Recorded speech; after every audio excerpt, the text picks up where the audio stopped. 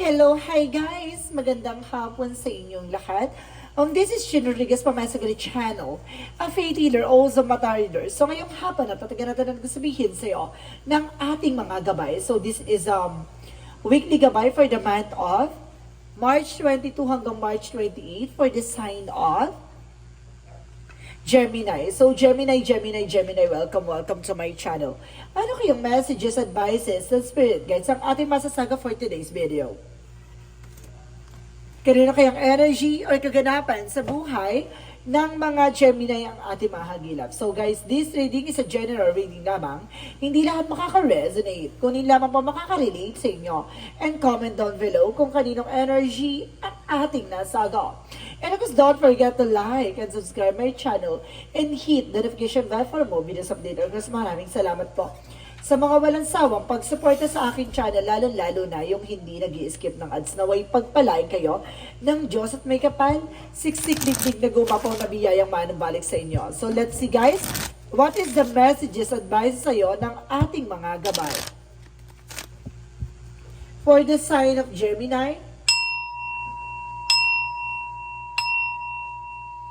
Angel Spirit Messages, give me an information. Paano kayo sasabihin sa'yo ng ating mga baraha? So, there's a page of swords. So, there's an information, no? Marami ka pang malalaman, marami ka pang matutuklasan ngayon, no? Kumbaga, may mga bagay na dapat mong malaman. So, there's an information with the Queen of Cups. There's an healing. So, unti-unti ka ng makakaranas ng kaginhawaan, no? O something kaluwagan na pakiramdam. And of course, there is the Knight of Wands for slow and steady, no? Kumbaga, kailangan kalmado ka. Hindi ka pwede maging padalos-dalos sa lahat ng gagawin mong actions. And of course, there is a Three of Pentacles for something collaboration. And of course, there is an information na kailangan mong, there's a unity of teamwork. So, let's see additional messages. So, there, of course, there's the Magician. Manifestation. May mga bagay na unti-unti kang manifest. May mga bagay na unti-unti kang may isa sa katuparan. So, let's see what is additional messages for Angel Spirit Guides.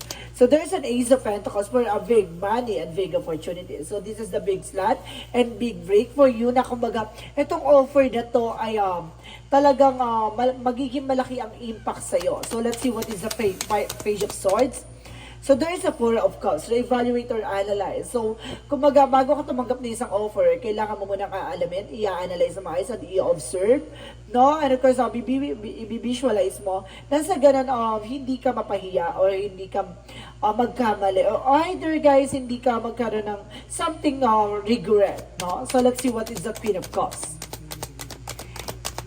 Queen of Cups represents the Eight of Pentacles. So, there is a focus, no? About sa finances, career, and of course, love life, and so on. No? Being dedicated sa ginagawa, no? Kumbaga, kailangan kalmado ka. Kumbaga, kung maaari, ipahinga mo muna yung isip mo. Ipahinga mo para at the end of the time, kumbaga, pagdating sa trabaho. And of course, there's the Six of Wands for a victory and success, no? Kumbaga, unti-unti naman yan, magtatagumpay ka. Hindi naman yan agad-agad, hindi yan, biglaan. So, may mga bagay dito na unti-unting makaka-recover. So, let's see what is the Three of Pentacles. For the Three of Pentacles, represent the Ten of Wands. So, there is a lot of responsibilities and obligations. Ano kasi sinasabi dito, there's a teamwork. Hindi naman puro pwedeng ikaw lahat, no? At hindi naman laging ikaw. So, kailangan na, kumbaga, mayroong pagtutulungan, unity. And of course, sa collaboration. There's a Magician for the Two of Cups. About sa partnership, guys, so ibig sabihin dito that there's a bring you as something, a partnership, there's an unconditional love. And of course, itong bagay na to ay magdadala sa iyo ng katuparan. So, let's see what is the Ace of Pentacles. What is the Ace of Pentacles represent? There's the Eight of Cups. So, there's a let go. There's a follow the flow, no? Kumbaga, let it go. Surrender the divine, no? Hayaan mong dumaloy, no? Ang malaking opportunity para sa'yo. So, ito yung bagay na to. Kumbaga, the more na hinahayaan mo, nag-unfold siya naturally. And of course, makukuha mo siya ng maganda at maayos. So, let's see what is the Page of Swords and the Four of Cups. Represent the devil. So, this is the eksena na there's a spy looking, watching at you. So, ibig sabihin, kailangan mag-observe. Kumbaga, tingnan mo kung ano yung masamang balak or talagang binabalak ng tao na to, no? Kumbaga, it's either may offer siya ng pagkain or either kailangan mong pag-ingatan. No? Kung maaari lang, huwag kang tumanggap ng pagkain ng galing sa labas or yung mga bigay-bigay na pagkain, umiwas ka with the devil energy. And of course, there's a Six of Pentacles. Kumbaga, there's give and take. So, there's an information na kumbaga magiging balance na at the same time yung finances mo. At magtutuloy-tuloy na to. No? There's an healing and recovery from finances. So, let's see what is the Nine of Wands. And of course, the Six of Wands. And kasi sinasabi dito guys, there's the Nine of Pentacles. So there's a financial windfall. At see, kumbaga dahil sa pagiging mahinahon mo, mapagtatagumpayan mo siya. No, at talaga sinasabi dito na sa siksik digdig na gumapaw siyang biyaya. No? So there's the Three of Pentacles and of course the Ten of Wands represent the King of Cups. So there's a devoted supportive person. May taong sumusuporta at gumagabay sa'yo. Kumbaga maraming kumbaga nagbibigay sa'yo ng importansya at the same time ng tulong, no? So let's see what is the Magician and of course the Two of Cups. So there's a judgment. So this is the wake-up call. Now, this is the awakening or inner calling na kumbaga there's a partnership that brings you something powerful messages. So, ibig sabihin dito may mga bagay na magaganap sa'yo na kumbaga kailangan mo mag-pay attention, no? Kailangan mo pag-ingatan, pangalagaan kung ano man yung meron ka, no? So, let's see what is the Ace of Pentacles and of course the Eight of Cups. So, there is an information with the word card. So, guys ha, talagang malaking opportunity ang dadaloy sa buhay mo. No? Bigay ito ng maaring travel or something business trip or something kumbaga may transformation ka or transformation or transmutations or something transitions, no, may mga pagbabago magaganap. Hayaan mo lang siyang maganap, no? Wag mo siyang pilitin, wag mo siyang biglain or wag mo siyang kumbaga wag mo siyang piliting mangyari. Hayaan mo siyang mangyari pusa. So let's see additional messages for the outcome. For the outcome, there's the Two of Pentacles. So, there's a balance. So, kailangan mo maging balance eh. And there's a Five of Pentacles. So, kumbaga nagkakaroon ka financial crisis as of now. So, kumbaga sinasabi ito maging balance ka sa paggastos. Baka at the end of the time, pagsisihan mo na magkaroon ka ng financial crisis or humarap ka sa financial crisis. So, ibig sabihin maging balance ka sa paggastos. Baka kasi mapunta sa punto na kumbaga magipit ka. And the Nine of Cups for a wish fulfillment. So, ibig sabihin dito, kumbaga maganda yung magiging eksena, pero kailangan mo maging maingat sa finances. Kasi kapag pag may binili ka, may gusto mo ura-urada, ayun yung kailangan mo pakakatandaan na kailangan, kumbaga may plano, no? Hindi pwedeng basta-basta. Because there's a Nine of Cups for a wish fulfillment. So, let's see. What is additional messages for career? So, there's the Seven of Wands, protection, no? Protectionan mo yung grounds mo, protection mo yung territory mo, protection mo yung finances mo. And the justice will is here that brings you and clarifying na sinasabi na may justisya, balance, and of course, sa karma. So, let's see. Additional messages. So, ibig sabihin, protektado ang iyong business, trabaho, negosyo, anak buhay, ha?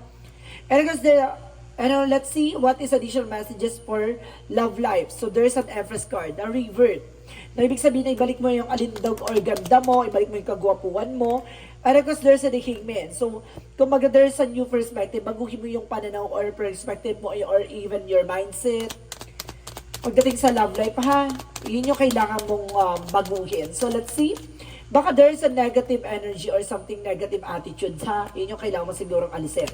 Additional messages for health. Sa health mo naman, there's a Three of Swords. Marami kang nararamdaman. And the Three of Wands, hinihintay mo na lang yung resulta. No? It's either nagpatingin ka, nagpagamot ka. So there's a Three of Swords na may nararamdaman ka sa katawan. There's a pain. Heart pain. So let's see what is additional messages for magical fairy messages.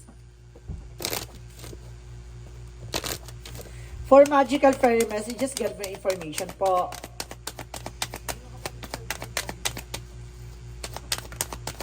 So there is an information with do some research. See, you need more information about this situation. Look into it further before proceeding. Bago ka mag-proceed sa isang eksena, kailangan sigurado ka. There's a new career, ha? May bagong career dito na magdadala sa'yo ng success. So let's see what is additional yin and yang oracle card.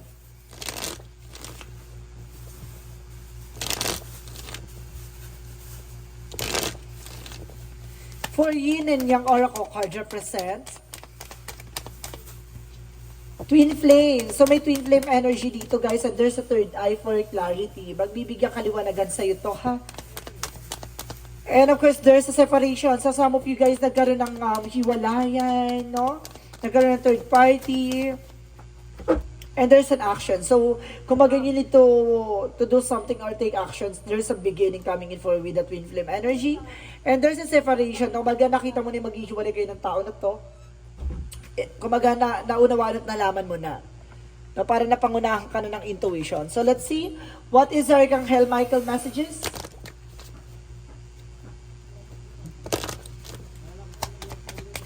Archangel Michael messages. So, admit the truth to yourself and act accordingly, no? Stop pretending, no? Kumbaga, kailangan mo maging totoo sa sarili mo, iwasan mo magpanggap. At huwag mo ipilit yung mga bagay na hindi mo naman kaya. And of course, write about your thought and feelings. So, ibig sabihin, sundin mo kanina nararamdaman mo, yun talagang gusto sabihin sa iyo ng iyong mga gabay. So, let's see what is the chakra messages. So, there's a gossip, no? Maraming marites sa paligid mo, maraming chismakers. And there is a wisdom, no? There's an enlightenment. So, bibigyan ka liwanagan ang mga bagay na nangyayari sa iyo sa kasalukuyan. And there's a joy. There's a happiness inside the story. So, let's see what is additional messages. And there's a writing. So, there is a heal, inspire, and teach, entertain with the words you write. So, ibig sabihin marami kang natutulungan, natuturuan na tao. And there's a support, no? Kumaga, maaari sinusuportahan ka ng ating angel spirit guides. And there's a schools. Marami ka pang matututunan. Maraming matututunan yung mga tao sa'yo sa paligid mo. Marami din silang matututunan sa'yo. May mga bagay na matututunan ka rin sa kanila. So, let's see what is the Monsology. Hold your vision. Lagi mo pang hawakan ng iyong intuitions. And surrender to the divine, no? Kailangan mong pakawalan yung mga bagay-bagay ayon sa kalooban ng Diyos. And there is the personal issue reaches resolution, na masusolusyonan na yung mga issue mo sa buhay mo. So, let's see what is the energy. For the energy is adjacent possibilities. May mga pinto ang magsasarang opportunity. May mga bagong opportunity magbubukas para sa'yo. And because there is a goddess of the moon, see? There's a lot of truth revealed. And because there is a lot of revealed. Now, marami kang matutuklasan at marami ka pang malalaman. And because there's a woman holding a heart. So, some of you guys, kumbaga, if you are a woman, so ikaw may hawak ng puso niya. If you are a man, siya ang may hawak ng puso mo. And of course, there is a rest and rejuvenate, no? Kailangan mo ipahinga at kailangan mo magmuni at magdasal. So, let's see what is additional messages for angel spirit guides. And there is a I am sorry. May hihingi ng tawad from the past. And of course, there is an I remember. There is a soul plan, fated life. And there's a destiny life. At talagang kasama siya sa buhay mo ang maramdaman at maranasan kung ano yung mga nasa sitwasyon mo ngayon. May mga bagay na matututunan ka dito. At may mga bagay na matutuklasan ka. At may mga bagay na pakakatandaan, no? At tatatak sa buong pagkatao mo. And because there's a change, ang pagbabago. At may mga bagay na kailangan mabago. So, let's see what is additional messages for angel spirit. And because there is a inner truth, no? Ang katotohanan, no? Katotohanan. So, let's see. There's a problem solving. So, may mga bagay na masusolusyonan na at matatapos na ang mga problemang pinagdadaanan mo. And there's a love. Love appears or something love can exist. At the same time, there's a dolphin happiness from the fullest. No? Ibig sabihin, maging masaya ka hanggang sa susunod na eksena. Ganon.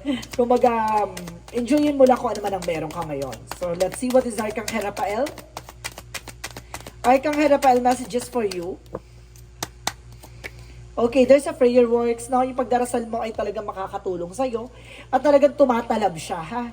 Kumbaga, unti-unting nagkakaroon ng improvement and development. So, let's see what is the angel's answer. And there's a yes, no? Kumbaga, kung may tanong ka sa ating mga angel spirits, so there's a yes. So, oo daw ang sagot. And there's a big, happy changes. So, talaga may malaking pagbabago magaganap at magsisilbing kaligayahan mo to. And there's an improving health. At mag-i-improve na rin yung health mo. Wala na yung worries. And of course, anxieties and depression mo. So, let's see. What is the Romance Angels? Romance Angels represent a stay, Optimistic and about your love life. So, ibig sabihin, panatiliin mo positibo pagdating sa love life mo. So, let's see what is the Jesus loving quotes. Sinasabi ni Jesus loving quotes, unto you it's given to know the mystery of Kingdom of God. So, ibig sabihin, dito, ibibigay sa iyo ng ating Panginoon yung mga bagay na hindi mo pa natutuklasan at hindi mo pa nalalaman. Dahil yung mga bagay na yun, ayun yung mga bagay na ipagkakaloob sa iyo at talagang mga bagay na magandang mangyayari sa hinaharap mo. So, let's see, what is the synchronicities? For synchronicities, let's see. And of course, there is a night vision. So, talagang may intuition ka dito, pinapakita sa'yo sa panaginip mo. And there is a creativity. No? Pinapaganda ang kwento sa panaginip mo. And there is a success. So, see, magsasuccess ka at the end of the time. Wow! So, let's see what is the angel's number. There is a 222. For feminine forces. So, sinasabi dito, there's a relationship, balance, prosperities, efficiency, and patience, and humility. You can do everything everything but yourself, but life is to be shared. Partner up with the right spirit, and you become a force, honor, and commitment, and people around don't judge and listen, no? Huwag kang humusga, huwag mong husgahan kung ano yung mga bagay-bagay, basta makinig ka, at may mga bagay na ilaline up sa iyo ang ating Panginoon. Basta gawin mo yung mga bagay na makakabuti sa buhay mo, no? Hindi mo kailangan pakialaman yung mga tao na sa paligid mo. Just to focus on your goal, to focus on your plan, and of course, to focus on your success. So, let's see. The messages of life represent progress, so pagbabago at talagang progress or processing. So, sinasabi dito, each day as I recognize the divine with me, I progress further along the path of my spirit. Today, I respect my needs, observe what happens with it, and do my best to maintain a positive attitude. I have faith in my inner strength and capabilities. I grow and improve every day. Today, God opinion of me, that opinion that matter, no? So, ibig sabihin dito, kumbaga wala kang pinapakinggan iba kundi ang ating Panginoon. Sa lahat na nangyayari sa iyo, naniniwala ka na at the end of the road, makikita mo ang kaliwanagan at unti-unti mo masisilayan ang kaliwanagan at maglilinaw sa iyo yung mga bagay-bagay na ang dami mong tanong sa sarili mo, no? Unti-unti yan. Hindi naman yan agad-agad at hindi naman yan madalian. May mga bagay talaga na kailangan mong pagdaanan bago mo makita ang tunay na kahulugan. So guys, this is a weekly gabay for the month of March 22 hanggang March 28 for the sign of Gemini. So Gemini, maraming salamat for this wonderful reading. So once again, this reading is a general reading namang hindi lahat makaka-resonate. Kunin lamang pa makaka-relate sa inyo and comment down below kung kaninong energy ang ating nasagap. Maraming salamat po and see you in the next video. Bye-bye and babush!